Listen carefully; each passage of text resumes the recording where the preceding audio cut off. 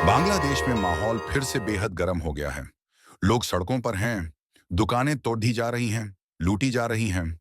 कमाल की बात है कि इस बार मामला न तो चुनाव से जुद्धा हुआ है, न ही लोग किसी किसी घरेलू मांग को लेकर नाराज हैं। ये मामला है फिलिस्तीन के समर्थन का। समर्थन करते हुए क्यों भड़क गए बांग्लादेशी? दरअसल बांग्लादेश के लोग गजा पर इजरायल के लगातार हमले के खिलाफ हैं। वे इसका गुस्सा उतार रहे हैं अंतर्राष्ट्रीय ब्रांड की दुकानों में लूटपाट मचाकर।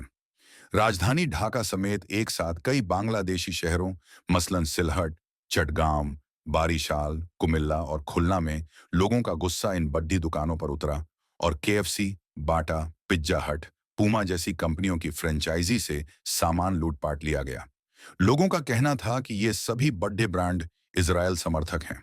हजारों की संख्या में सड़कों पर उतरे ये लोग फ्री प्लेस्टाइन के नारे लगा रहे थे।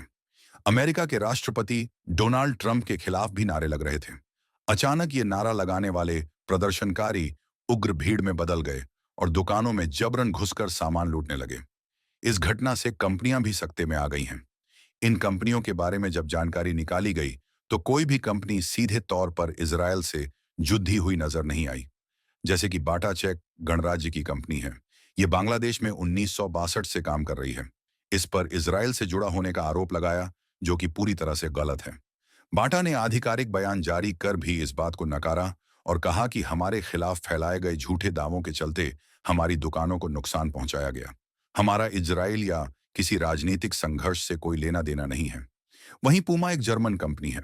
हालांकि इस कंपनी पर अतीत में उंगलियां उठ चुकी हैं। इसने 2018 में इजराइल फुटबॉल एसोसिएशन आईएफए को स्पॉन्सर किया था। इस मामले में पूमा की काफी आलोचना हुई थी। हालांकि पूमा ने इजराइल फुटबॉल एसोसिएशन से करार 2024 में ही खत्म कर दिया था, पर इसके दाग नहीं हटे हैं। आज भी कुछ लोग इसे इजराइल समर्थक कंपनी मानते हैं। केएफसी, पिज्जा हट और डोमिनोज। केएफसी और पिज्जा हट अमेरिकी कंपनियां हैं।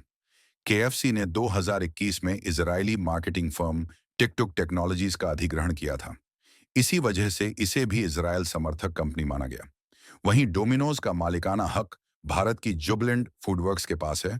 फिर भी इस पर हमला किया गया क्योंकि कभी डोमिनोज की इजरायली फ्रेंचाइजी ने इजरायली सैनिकों के बीच खाना बांटा था। लोगों का यह भी आरोप था कि ये तमाम दुकानें पश्चिमी पूंजीवाद का प्रतीक हैं। यहाँ गौर करने वाली बात यह है कि इन तमाम दुकानों के मालिक भी स्थानीय लोग ही हैं। इन घटनाओं को देखते हुए पिछले साल हुए बांग्लादेश के तख्ता पलट और छात्रों के आंदोलन की यादें ताजा हो गईं। उस दौरान भी ऐसा ही उग्र प्रदर्शन देखने को मिला था और काफी लोगों को गिरफ्तार भी किया गया था। यहाँ इस बात पर ध्यान देना भी जरूरी है कि इस समय बांग्लादेश सरकार एक जरूरी आर्थिक मुहाने पर है। देश मुख्य सलाहकार मोहम्मद यूनुस की अगुवाई में देश अपना पहला अंतर्राष्ट्रीय निवेश सम्मेलन आयोजित करने जा रहा है। ऐसे में इस तरह की गई यह हिंसा और अस्थिरता समस्याप्रद हो सकती है।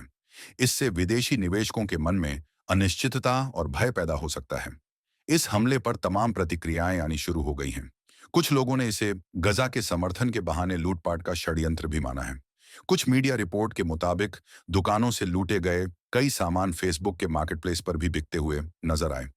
इन तमाम चीजों को देखते हुए एक्सपर्ट्स का मानना है कि ये घटनाएं कहीं ना कहीं बेरोजगारी और धार्मिक राजनीतिक अस्थिरता की वजह से देश के अंदर फैल रहे असंतोष की कहानी भी बयान करती हैं।